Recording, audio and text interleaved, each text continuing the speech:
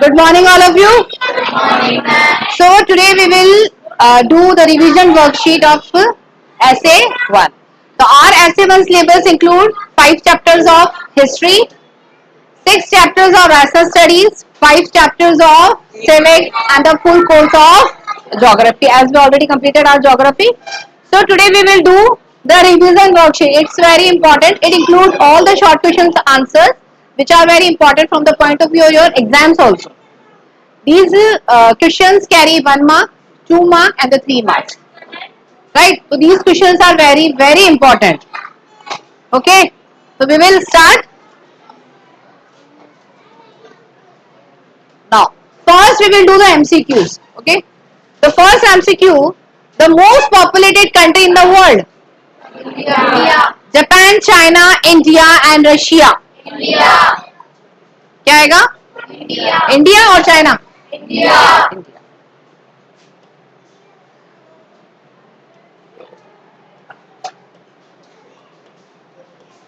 Now, the next. Who among the following presided over the Hurda conference? Maharana Jagat Singh II. Maharana Jagat Singh II. When did the first train in Rajasthan run? 1874. 74. Now next. Tourism means to travel. Which of the following is necessary for social justice? To make laws, law enforcement, public consciousness and all of the above. Next.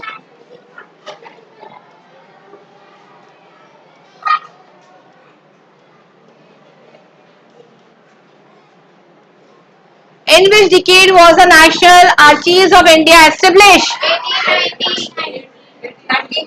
1910. 1910. It's 1910. Come to the next. In 2017, which portal was launched for filling the complaints, monitoring of the child tracking and the National Child Labour Act? Pencil. It's option A. It's the government website which is launched for protection of the child labour. The peasants were forced to cultivate indigo. The peasants were forced to cultivate indigo. Why it's not working? Next. How did the Birsa Munda died in 1900? Due to disease? Cholera.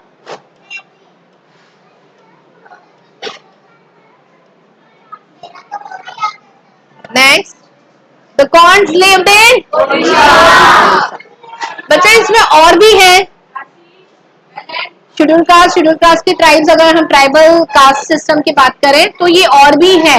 Santhals भी है, उसके अंदर ऑरियंस भी हैं. तो learn at least 4 tribal communities name for your exam. What you have to learn? 4 tribal community name.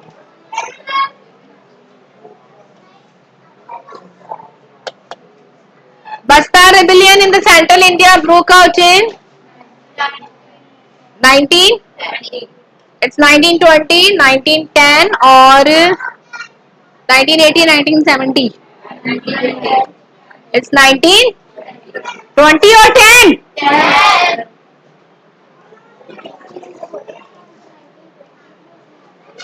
It's 1920 or 1910.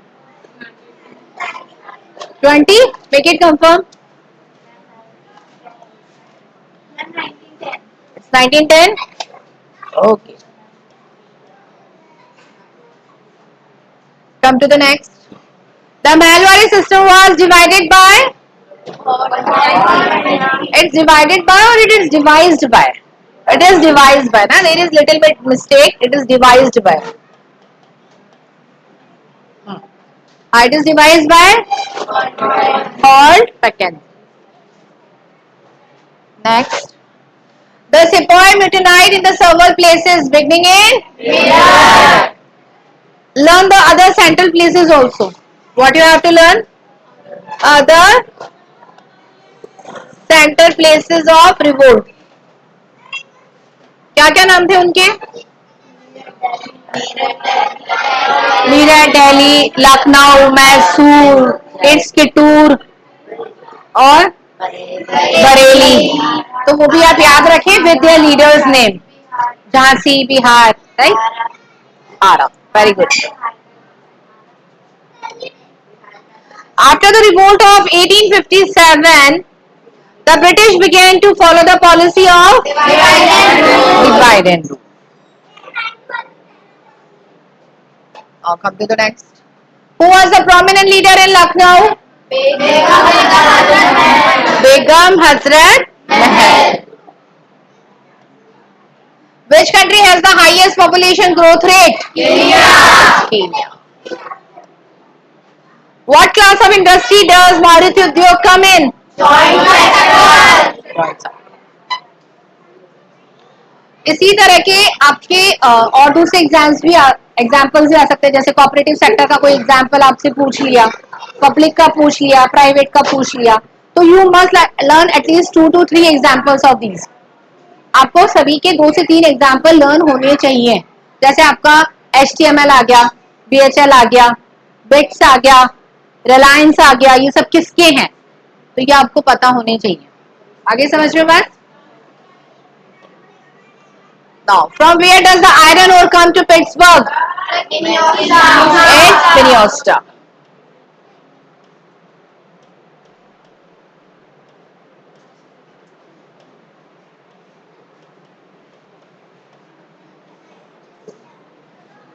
Next. Tea and coffee are beverages. Rubber plantation is famous in Malaysia. Malaysia comes from? Yes, ma'am. Brazil किसका है? Coffee.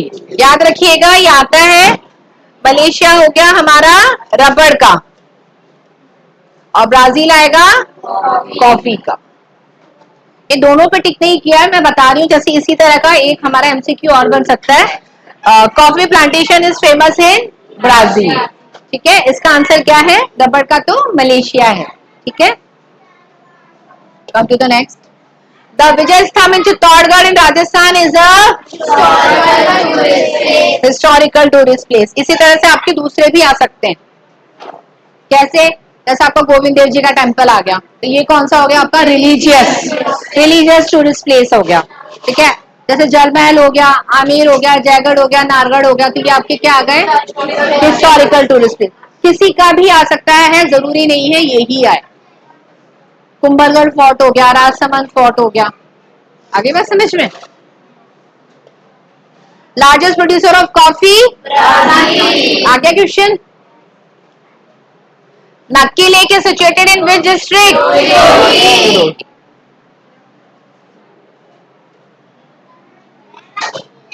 Number of high courts in India?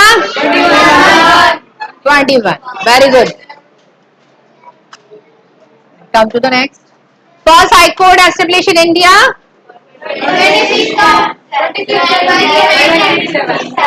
1957. Or the Supreme Court?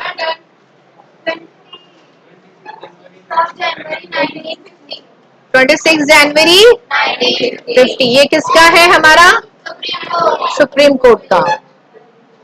बेटा ये छोटे छोटे terms हैं, ये छोटे छोटे MCQs हैं, ये याद रखें आप।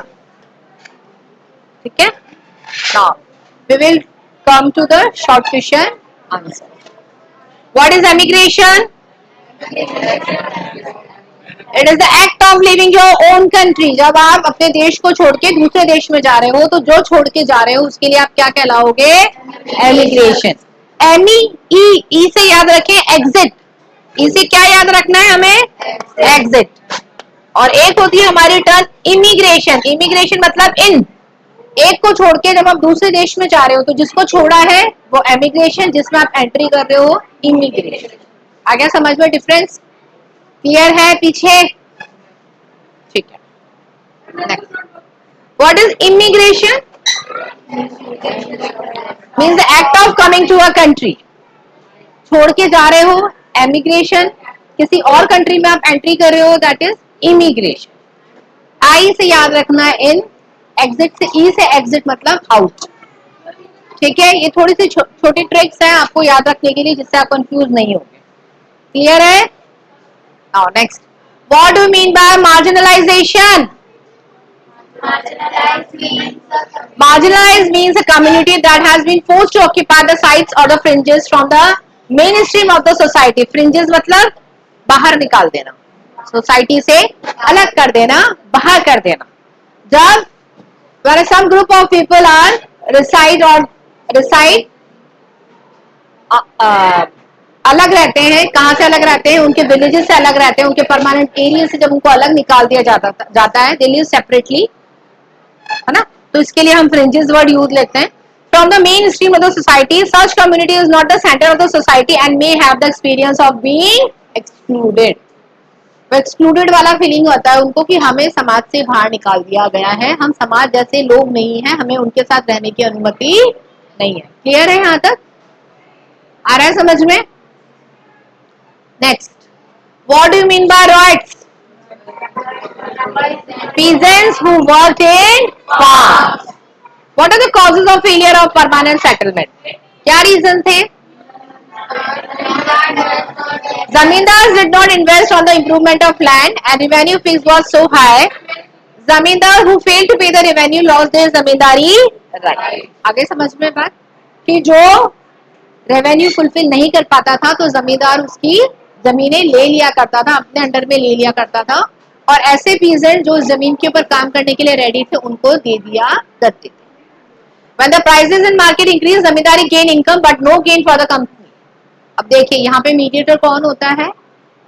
जमींदार। तो यहाँ जमींदार एज ए एजेंट वर्कआउट करता है। क्या करता है? जब मार्केट में प्राइसेस हाई हो जाती है तो वो पीजेंट्स की ली हुई जमीनों को सेल आउट कर देता है या उनके ऊपर रेंट पे काम करवाता है, और उसका जो प्रॉफिट अर्न होता है वो किसकी पॉकेट में जाता है? जमींदार की पॉकेट में, ईआईसी की पॉकेट में नहीं जाता है। इसलिए तो बाद में जब दूसरा सिस्टम आया तो उसमें जमींदारी को हटा दिया गया, मीडिएटर हटा दिया गया था। क्लियर है यहाँ तक? Now, the cultivators of one had to borrow money to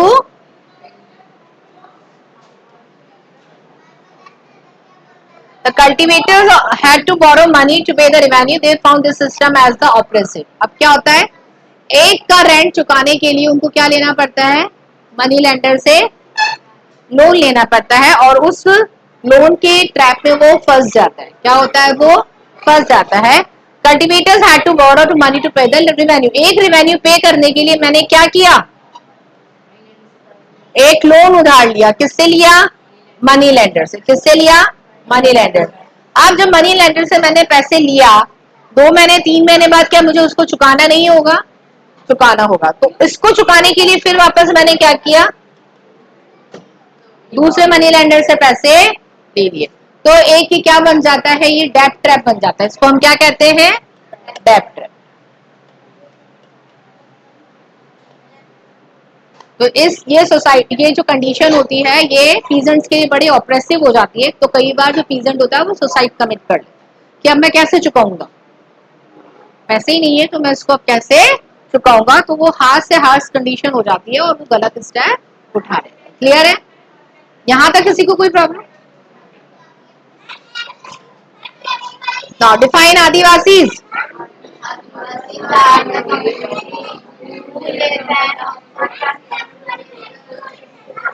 creation with forest. आदिवासी एक कम्युनिटी है जो कहाँ पे बिलोंग करती है? किसको बिलोंग करती है? फॉरेस्ट को। और उनका क्या मानना होता है कि ये सब गॉड का दिया हुआ है, किसी और का नहीं है, तो हम किस बात का रेवेन्यू या टैक्स पे करें। और वो किसकी वर्शिप करते हैं?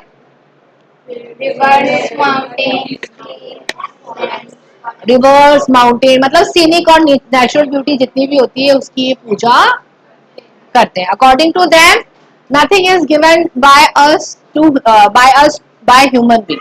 हमें जो भी गिवन है वो ह्यूमन बीइंग के द्वारा दिया हुआ नहीं है। Everything is given to us by the God.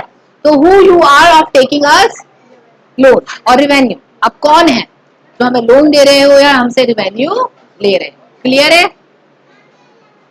Now what is survey and why was the survey carried out? Survey करने की क्या जरूरत आ गई? सर्वे होता क्या exactly? What is survey? The process of collecting information about the various aspects. हर तरह की किसी भी तरह का सर्वे हो सकता है। जैसे हमने एक एग्जांपल लिया कि हमें स्कूल का सर्वे करना है कि कितने बच्चे हैं, आगे फ्यूचर में क्या बनना चाह रहे हैं, वो कौन सा सब्जेक्ट ऑप्ट करना चाह रहे हैं, ये भी एक तरह का सर्वे हुआ। गर्ल्स का हमने अलग सर्वे कर लिया, बॉयज का हमने अलग सर्वे कर लिया।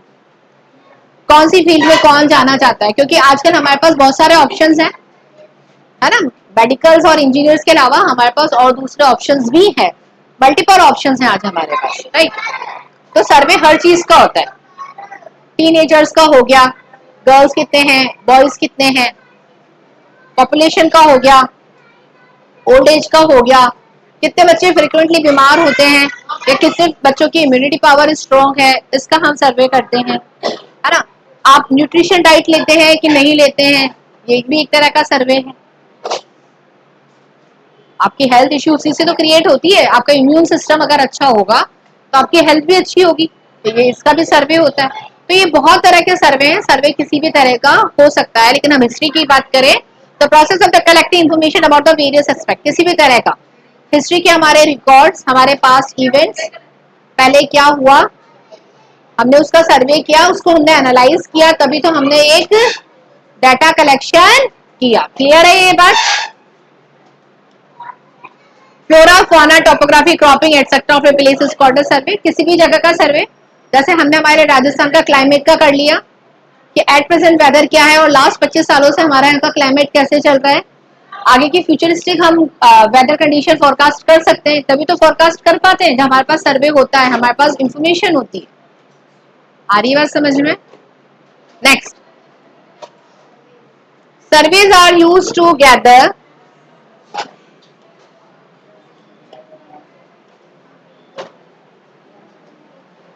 surveys are used to gather to get knowledge in fields such as the social research and the demography, to describe a population, to explain behavior of attitude or explain to discover the new relevant topic। आई बात समझ में बच्चा? तो सर्वे तो किसी भी चीज का हो सकता है। ह्यूमन बिहेवियर का सर्वे हो सकता है कि नहीं, आपकी टोपोग्राफी कैसी है, आपका सॉइल कैसा है, यहाँ पे किस तरह का वेजिटेशन ग्रो हो सकता है, अगर माउंटेन हिली एरियाज पे आप रह रहे हैं तो वहां का सर्वे करना, कितने लोग वहां रहना पसंद करते हैं, उनको क्या डिफिकल्टीज होती है, तो ये सर्वे किसी भी तरह का हो सकता है। Got it? Now list the economic and political causes of revolt in 1857। It is very important one. इसका ये जो सिर्फ हमने जो पॉइंट्स लिखे हैं, ये पॉइंट्स हो गए 2 मार्क्स के। कितने मार्क्स के हो गए? 2 मार्क्स के। ये वाला जो आपका आंसर है, ये बहुत क्वेश्चन जो है बहुत इंपॉर्टेंट है, ये आपका 8 मार्क में भी आता है। अगर हम लॉन्ग क्वेश्चन आंसर्स में जाएं तो ये 8 मार्क का हो गया। अब वो कैसे 8 मार्क का हुआ बेटा? अब आपको क्या करना है, इन चारों पॉइंट्स को डिस्क्राइब करना। क्या करना होगा? डिस्क्राइब। ये बहुत ज्यादा इंपॉर्टेंट क्वेश्चन है, इसको अच्छे से लर्न करना है। आई बात समझ में? हमारे फाइनल्स में किसी भी 2 के बारे में भी आ सकता है, इन चारों के बारे में भी आ सकता है। आगे बात समझ में? अगर ये 8 मार्क का है तो आपको इसके सारे पॉइंट्स डिस्क्राइब करने हैं। क्या क्या पॉइंट्स है देखिए। Doctrine of labs, political causes की बात कर रहे हैं तो डॉक्ट्राइन ऑफ लैब्स आएगा कि नहीं? Then annexation of Awadh, Awadh के ऊपर कब्जा कर लिया था, सब्सिडियरी अलायंस सबसे पहले वहीं लगाई गई थी। उसके बाद pressure on land, pressure on land क्या था? रेवेन्यू कलेक्ट करना, और नहीं दोगे तो आपकी टेरिटरी हम कब्जे में लेते जाएंगे। आगे बात समझ में? Then the decline of the Mughal empire, क्या था decline of Mughal empire? Bahadur Shah Zafar का क्या था? बहादुर शाह जफर ने क्या किया था? रिवोल्ट ऑफ 1857 ने बहादुर शाह जफर ने सारे सिपाहीज की हेल्प कर दी थी। उस हेल्प के चक्कर में ईआईसी ने क्या किया था, ब्रिटिशर्स ने क्या किया था, उनको रंगून जेल में डाल दिया था कि जब तक उनकी डेथ नहीं होती है आपको वहीं पर है। और ये भी बोल दिया गया था कि Bahadur Shah Zafar is the last Mughal emperor, और इनके अब प्रोविंसेस का कोई भी प्रिंस डिक्लेयर नहीं किया जाएगा, और उनको यहाँ पर रहने की, रेड फोर्ट में रहने की भी परमिशन नहीं होगी। तो उनके वाइफ को और उनके सन को क्या कर दिया गया था? दिल्ली से बॉयकॉट कर दिया गया था। आगे बात समझ में? तो ये सब आपको इसके अंदर एक्सप्लेन करना होगा। क्लियर? पीछे next, what discrimination against Indians, ये बता ही दो क्या? उसके बाद डिस्क्रिमिनेशन अगेंस्ट इंडियंस वाला कौन सा आएगा? इसमें सिपॉइज वाला आएगा कि यूरोपियन सोल्जर्स के साथ कैसा बिहेवियर होता था और इंडियन सोल्जर्स के साथ कैसा बिहेवियर होता था। हमको ये डिस्क्रिमिनेशन बताना है यहाँ, ठीक है? अगेंस्ट इंडियन सिपॉइज करो यहाँ पे, right? Okay, next, economic causes for revolt of 1857। What are the economic causes? Ruin of mercantile classes, सब जो अपर क्लासेस थी जितनी भी, उनको खत्म हो चुकी थी, नोबल क्लास खत्म हो गया था ना। और डिस्कंटेंट अमंग द जमींदार, जमींदार अब विश्वास लायक नहीं रहे थे, जैसे हमने अभी पढ़ा। परमानेंट सेटलमेंट फेल होने की रीजन ही जमींदार थे, क्योंकि whenever their prices high in the market they used to sell the land। फिर डिस्ट्रक्शन ऑफ इंडियन मैन्युफैक्चरर्स, क्या हो गया था? टेक्सटाइल इंडस्ट्रीज आ गई थी हमारे यहाँ पे, हैंडीक्राफ्ट हैंडमेड आइटम जितना भी था वो सब खत्म हो गया था। क्यों? क्योंकि हम जो हैंडीक्राफ्ट आइटम बनाते थे उनकी प्राइसेस हाई होती थी, और इंडस्ट्री सेटअप करने से क्या हुआ? उनकी प्राइसेस घटती चली गई, तो हमारी सेल खत्म हो गई और एक इंडस्ट्रीज में बूमर आ गया था, जिस वजह से हमें काफी लॉस हुआ। क्लियर है? एक्सप्लोटेशन ऑफ इंडिया, किस तरह से एक्सप्लोटेशन हो रहा था हमारा? हर तरीके से। कैसे? एज ए पीजेंट भी हमारा एक्सप्लोटेशन हो रहा था, एज ए सिपॉइज भी हमारा एक्सप्लोटेशन हो रहा था, और कैसे एक्सप्लोटेशन हो रहा था? बोलो, बताइए। हम ये लिख के तो नहीं छोड़ सकते ना बेटा एग्जाम में, किस तरह का एक्सप्लोटेशन हो रहा था? या स्टिल में आदित्य? हाँ, उनको बर्मा भेज रहे थे, म्यांमार भेज रहे थे, उनको इसलिए भेज रहे थे, इस कॉन्फिडेंस में लेके भेज रहे थे कि आपकी फैमिली की टेक केयर हम करेंगे। लेकिन उनको ये नहीं पता होता था कि हम कब पहुंचेंगे और वहां पहुंचने के बाद हम कभी वापस अपने देश आ पाएंगे कि नहीं आ पाएंगे। तो एक्सप्लोटेशन हमारा हर तरीके से हो रहा था। आप इसमें रॉयट्स वाला एग्जाम्पल भी दे सकते हैं, इसके अंदर आप सिपॉइज का एग्जाम्पल भी दे सकते हैं, इसमें आप पीजेंट्स का एग्जाम्पल भी दे सकते हैं। आगे बस समझ में क्लियर है? डिस्क्रिमिनेशन इन गवर्नमेंट जॉब्स, क्या डिस्क्रिमिनेशन हो रहा था? रिजर्वेशन होने के बाद यहाँ पे डिस्क्रिमिनेशन होना स्टार्ट हो गया था। जनरल कास्ट का अलग, एस टी एस सी का अलग, ओबीसी का अलग, right? Now what is shifting cultivation? What is shifting cultivation?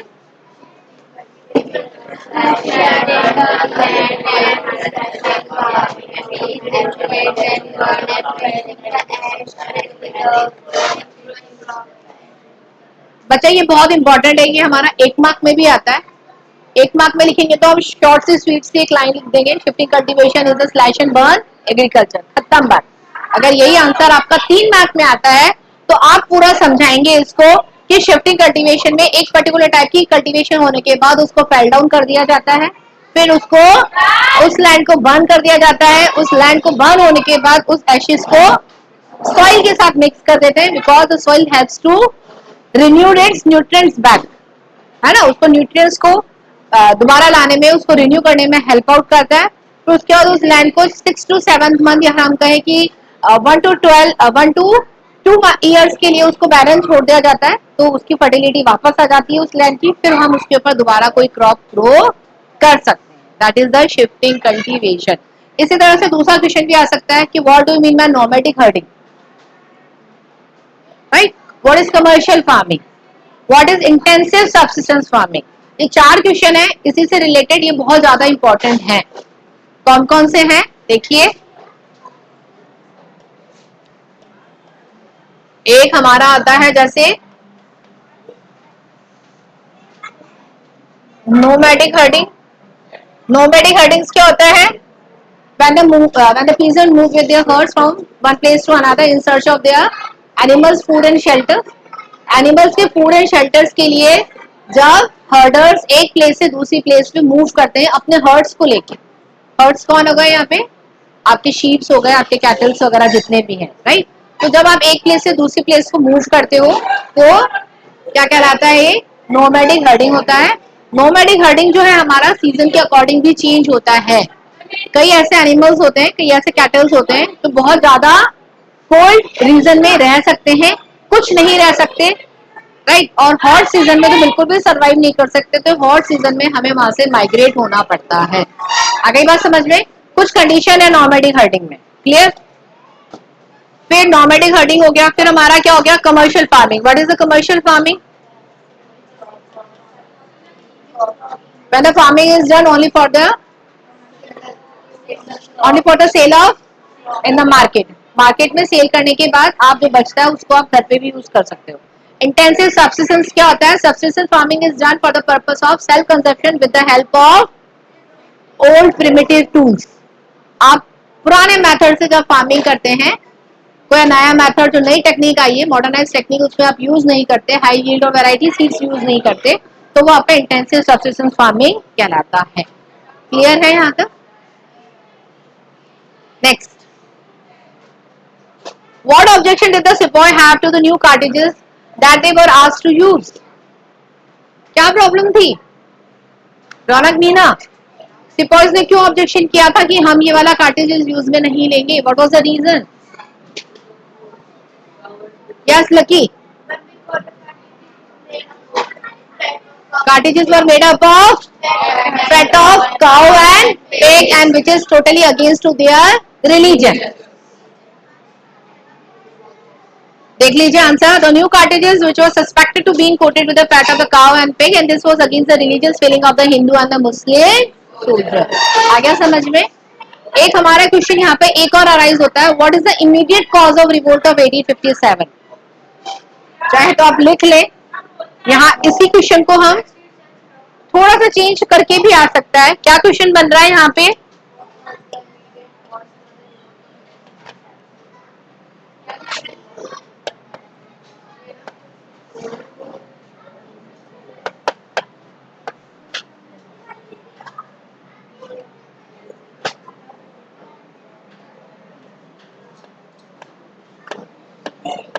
आगे बात समझ में? तो हम ये वाला लिखेंगे इस बार। Clear? Next, right on the main centres of the revolt of 1857, Delhi, Kanpur, Lucknow, Jhansi, Bareilly, Arrah, right, Gwalior and Meerut. Explain the food crop rice in detail. देखिए पर्टिकुलर राइस का ही नहीं, व्हीट का भी आ सकता है, कॉफी का भी आ सकता है, जूट का भी आ सकता है। ठीक है, तो चार पांच आप ये राबी और खरीफ वाली दोनों जो क्रॉप्स हैं उनके बारे में थोड़ा सा आप याद करके जाएं। Rice is the chief serial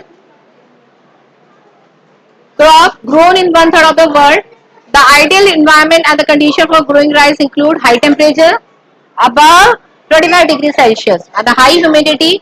Rice crop require high rainfall about 100 centimetre. देखिए इसको ह्यूमिडिटी वाला चाहिए होता है। ह्यूमिडिटी वाला मतलब हमेशा एनवायरमेंट में हम कहें एटमॉस्फेयर के अंदर थोड़ा सा मॉइस्चर कंटेन होना चाहिए, क्योंकि राइस क्रॉप को बहुत ज्यादा मॉइस्चर की रिक्वायर्ड होती है ग्रो करने के लिए। And they require alluvial soil. कौन सा सॉइल चाहिए होता है? एल्यूवियल सॉइल चाहिए होता है। इसलिए ये मेनली आपको कहाँ ग्रो मिलेगा? पंजाब, हरियाणा, क्योंकि एल्यूवियल सॉइल वहां सबसे ज्यादा मिलता है। आगे बात समझ में? नेक्स्ट, और कहाँ कहाँ होता है? Egypt, India, Sri Lanka, China and Japan. Got it? Now next, define biosphere and ecosystem. What is biosphere? Natural vegetation and wildlife exist only in the narrow zone of the contact between the lithosphere, hydrosphere and atmosphere that we call biosphere. And what is ecosystem? In the biosphere, living beings are interrelated and interdependent on each other for survival. This life supporting system is known as the ecosystem. इसको अच्छे से learn कर लेना। ये define में भी आ सकता है, ये डिफरेंशिएट में भी आ सकता है, और ये वही क्वेश्चंस हैं जो हमारे बोर्ड एग्जाम्स में आते हैं। और जिस चैप्टर में से आते हैं मोस्टली हमने वही चैप्टर्स लिए हैं। कई चैप्टर्स है जिसमें से एमसीक्यूज नहीं आते, कई चैप्टर्स ऐसे हैं जिसमें 1 मार्क के शॉर्ट क्वेश्चन आंसर्स आते हैं, किसी में से 2 का आता है, किसी में से 4 का आता है। ठीक है, distinguish between the public sector, joint sector, private sector and cooperative sector. इन चारों में डिफरेंशिएट आ सकता है, किसी 2 में भी आ सकता है, लेकिन हमने चारों लिए जिससे आपको अच्छे से आ सके समझ में। And industries can be classified into the private sector, state owned and the public sector, joint sector and cooperative sector. देखिए प्राइवेट सेक्टर क्या होता है? These are owned and operated by individual or a group of individuals. The public sector industries, these are owned and operated by the government such as Hindustan Aeronautics Limited and the Steel Authority of India Limited. आ गए examples? Joint sector, they are owned and operated by the state and individual. इसमें दोनों का involvement रहता है, किसका? State का भी और इंडिविजुअल्स का भी। एग्जाम्पल आ गया हमारा मारुति उद्योग का। बेटा हमेशा ध्यान रखें ज्योग्राफी के अंदर जब भी आपसे आंसर पूछा जा रहा है, एग्जाम्पल के लिए नहीं बोला है, तब भी आपको एग्जाम्पल जरूर मेंशन करना है, कंपलसरी है ये, जिससे एग्जामिनर को आइडिया लग जाता है कि हाँ इसको समझ में आ गया, इसने एग्जाम्पल भी बताया है। आ गई बात समझ में? कोऑपरेटिव क्या होते हैं? जिसमें प्रोड्यूसर भी खुद होता है और सप्लायर भी खुद होता है। आगे बात समझ में? क्या है इसका एग्जाम्पल? जैसे सुधार डेयरी हो गया, आनंद मिल्क हो गया गुजरात का। ठीक है, classify the industries on the basis of their size and raw material.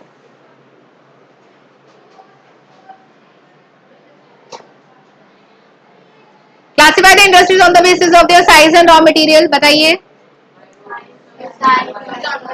इसमें ये भी आ सकता है, पहले फर्स्ट हो सकता है ये 2 पार्ट्स में डिवाइड हो जाए क्वेश्चन। कैसे? व्हाट इज इंडस्ट्री,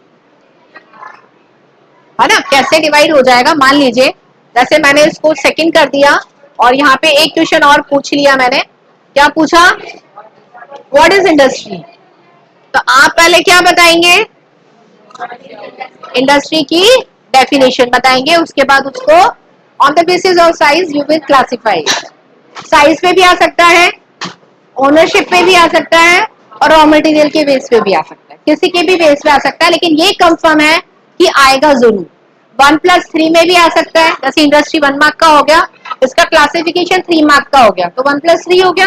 हो सकता है सिर्फ 3 मार्क में ही आ जाए किसी का भी क्लासिफिकेशन। आ रही बेटा बात समझ में? It refers to the amount of the capital investment, number of people employed, and the number of production based on the size. Industries can be classified into small scale and large scale.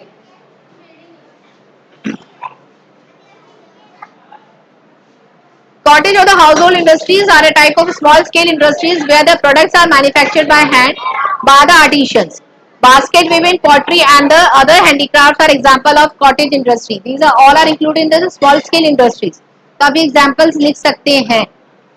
और don't get confuse in the rising studies industry chapter, उसमें भी है cottage industry वाला, है कि नहीं है? अगर मान लीजिए उसमें से क्वेश्चन आ जाए कि mention some small scale industries, तो आप ये लिख सकते हो। कौन कौन सी आ गई? बास्केट वेविंग हो गया, पॉटरी हो गया, ब्लू पॉटरी हो गया, हैंडीक्राफ्ट आइटम्स हो गए, items which are made up by bamboos. देखते हैं हम बैम्बू से बने हुए आइटम्स भी, तो ये सब किस में आएंगे? आपके कॉटेज और स्मॉल स्केल इंडस्ट्री में। क्लियर हो गई? Small scale industries are lesser amount of capital. अब स्मॉल स्केल इंडस्ट्रीज जिसमें हमारा जो अमाउंट इन्वेस्टेड होता है वो कम होता है, अमाउंट जो होता है वो कम होता है, और हमारे पास लेबर भी कम होती है और शॉर्टेज ऑफ टेक्नोलॉजी ऑल्सो। ठीक है, क्योंकि हमने ज्यादा अमाउंट इन्वेस्ट नहीं किया है तो हम ये सब एफोर्ड नहीं कर सकते। Investment of capital is higher and the technology used in superior in the large scale industries. The large scale industries में क्या होगा? टेक्नोलॉजी हाई होगी, सुपीरियर होगी, लेबर भी ज्यादा होगी और अमाउंट इन्वेस्टमेंट भी ज्यादा होगा।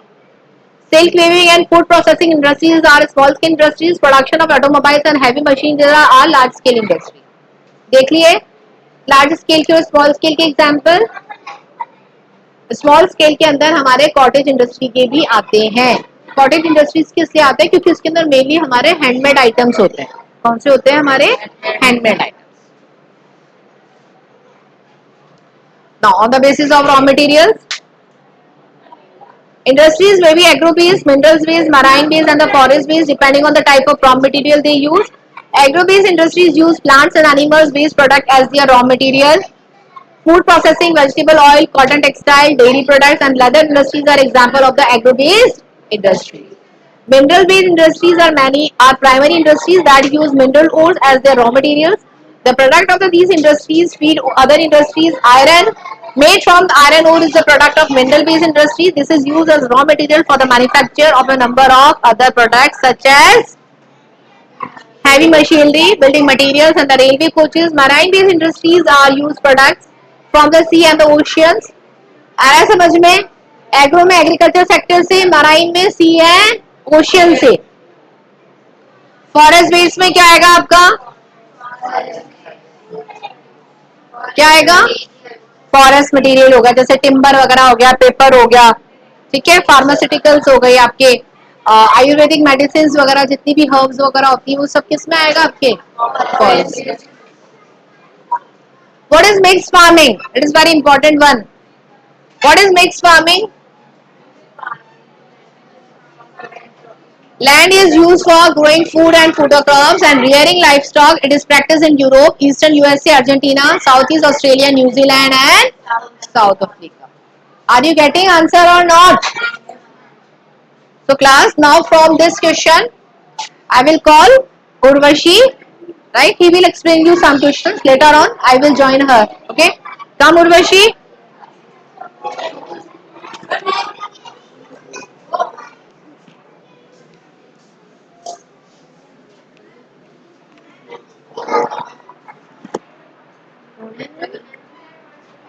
Now she will explain you.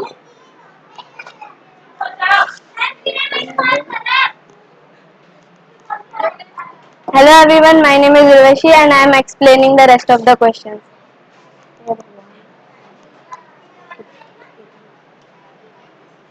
Now the next question is differentiate between civil law and criminal law.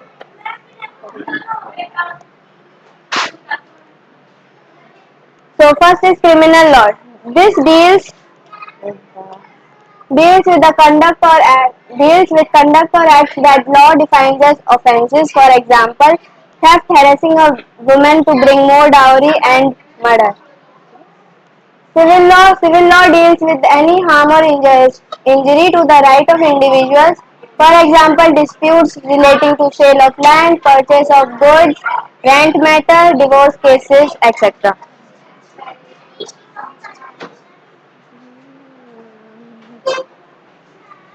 Now, criminal law is usually begins with the lodging of first information report, which is known as FIR, with the police to investigate the crime, after which is the case is filed in the court.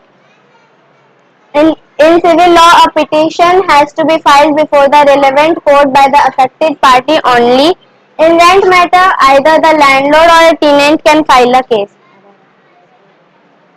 If found guilty, the accused can be sent to jail and also fined. The court gives a specific relief asked for. For instance, in a case between the landlord and the tenant, the court can order the flat to be vacated and pending rent to be paid. This is the difference between civil law and criminal law. Next question. What does the Article 15 of the Constitution state about untouchability? In Article 15 of the Constitution of India, it prohibits discrimination against citizens based on their religion, caste, sex, or a place of birth.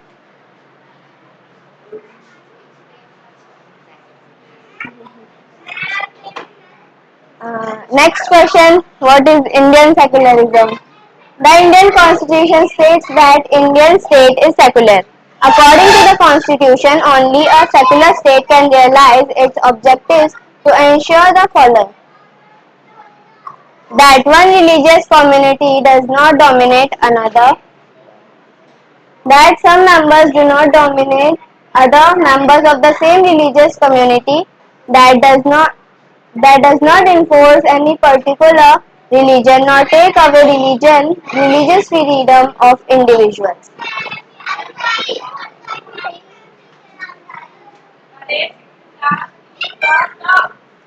Why was there a demand for Indian indigo?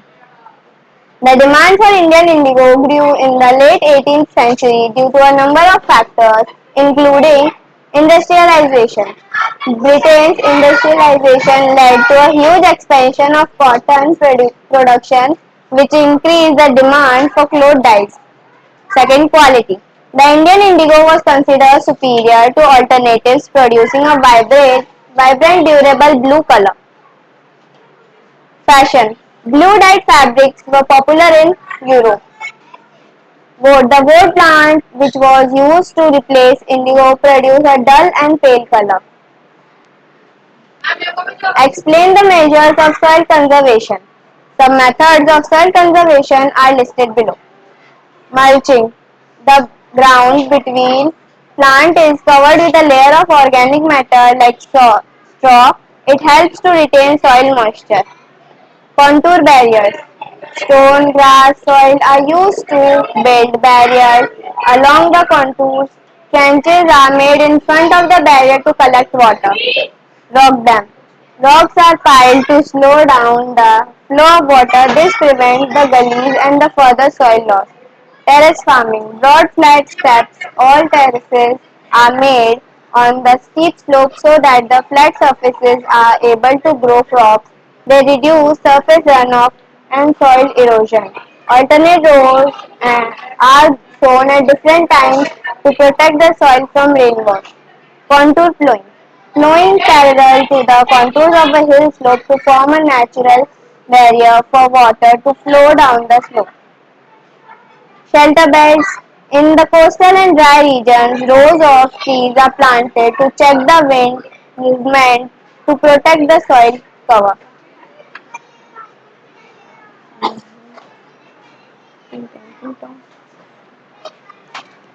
So class, we will continue it. Now we will continue it from 22nd question. 22nd question is what are the benefits of forest describe in detail? As you all know, what is the importance of forest in our life? Right? What is the importance? Can you explain? First of all, it helps in the maintaining the ecosystem balance. Right? It's very important for maintaining the ecological balance. Now, second one, it gives us oxygen, then medicine. So they have a lot of benefits of the forest. बच्चा ये आपका 3 में भी आ सकता है, ये आपका 6 में भी आ सकता है. Oxygen, these trees produce oxygen are second only to the polyplankton in the oceans at the top oxygen producer on the earth. Climate change, forests absorb carbon dioxide and the pollutants from the air and helping to combat climate change. Clean water, forests catch runoff and allowed to seep into the groundwater, which helps to reduce the impact of flooding. Then biodiversity, forests are home to about 80% of the world land-based animals and plants. सबसे ज्यादा land में जो हमारा plant है और हमारा animal है वो कहाँ सर्वाइव करता है? फॉरेस्ट में. तो जो बहुत रेयर और हम कहें एंडेंजर्ड स्पीशीज हो गई हैं उन्हें हमें सेव करने की बहुत ज्यादा जरूरत है. Erosion control, of course it helps to control the soil erosion. Soil को इरोजन करने से रोकता है.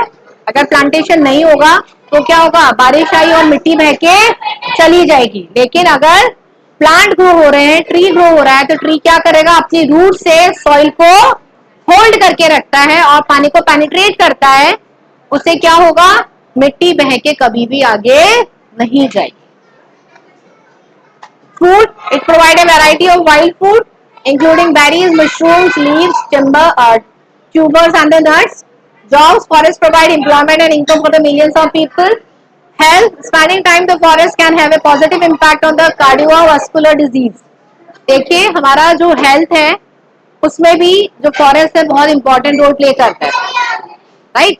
मेडिटेशन करने के लिए आप कहीं पे भी सीनिक ब्यूटी के पास जाके बैठ जाओ, झरने के पास जाके बैठ जाओ, तो आपको बहुत ज्यादा पॉजिटिव वाइब्स आएंगी। तो ये आपको बहुत कंट्रोल करता है आपको मेडिटेशन में भी। Now the next question, describe the Awa revolution, Nasirabad revolution and Neemuch revolution. बेटा ये मैंने तीनों इसलिए दे दिया है क्योंकि इसमें से कोई सा भी आ सकता है। दैट इज आवा। द रिवोल्ट ऑफ आवा, बच्चा थोड़ा सा करेक्शन कर लेना, was led by Thakur Kushal Singh Champawat. The soldier of the Awa, Asop, Alaniyawaz, Lambiya, Gular and the Rudhawas Parganas defeated in the joint army of the Captain Hadcoat. किसके अंदर में हुआ था ये? कैप्टन हेडकोट के अंदर में। ठीक है, उसके बाद क्या हुआ था? बैटल हुआ था, उसमें क्या हुआ था? मॉन्ग मैसन एट चेलवास, उसमें जो मैसन थे जोधपुर के एजेंट, उनको क्या किया गया था? उनका सर काट दिया गया था और आवा के फोर्ट पे हैंग कर दिया गया था। Brigadier Holmes led an army to attack Ava in January 1958 and captured the fort. The revolt of Ava is still remembered by the people. उसके बाद ये किसके पास चला गया था? किसके, कौन से एजेंट के पास? Brigadier Holmes के पास। Soldiers revolted in Nasirabad cantonment on May 28, 1857। बच्चे ये शॉर्ट टर्म्स याद रखना, ये वाली कब स्टार्ट हुआ था? शॉर्ट बीच बीच में आ रहे हैं आपके शॉर्ट वाले एमसीक्यूज, ये जरूर याद रखना। The Indian soldiers to control of the artillery and looted the cantonment. They killed Major Softiswood and the Newberry and the march towards Delhi. Now the soldiers led by the Muhammad Ali Beg revolted at the Neemuch cantonment on June 3, 1857 and they set fire on the armory. Captain MacDonald tried to defend the Neemuch but the soldiers stationed inside the fort also rebelled.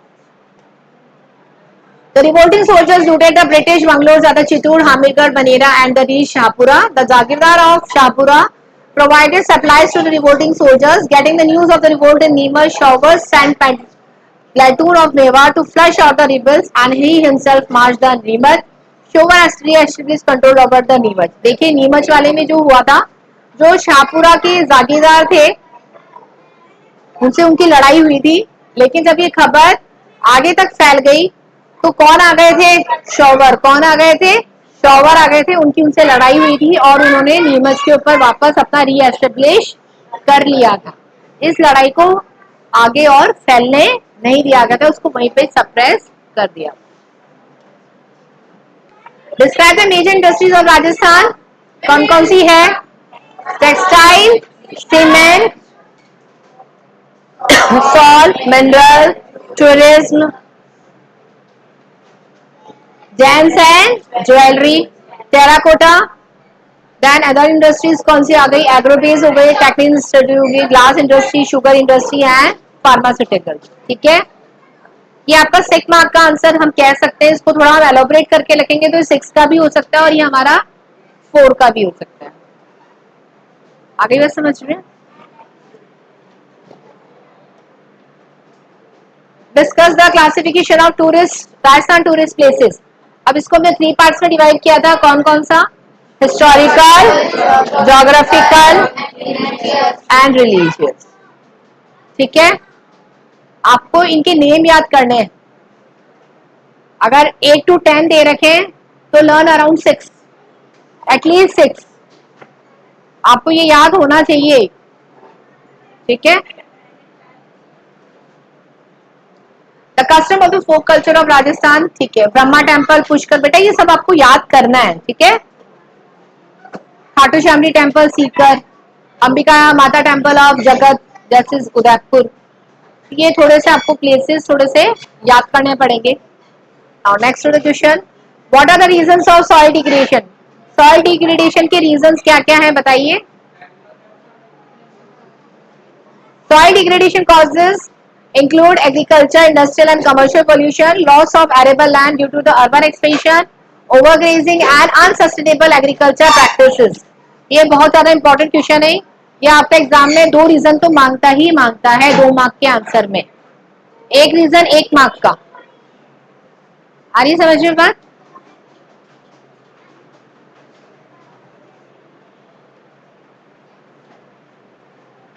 What is landslide? Mass movement of materials such as rock, earth, or the debris down a slope.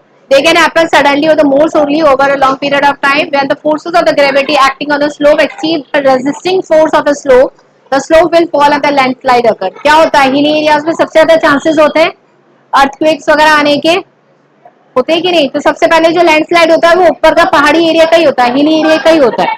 तो अगर कुछ rock गिरता है या mountains वगैरह गिरते हैं तो सबसे पहले वो हिली एरिया को अफेक्ट करता है. दीवार टूट जाती है या हम कहें कि रोड ही बीच में से टू पार्ट्स में डिवाइड हो जाते हैं, खत्म हो जाते हैं.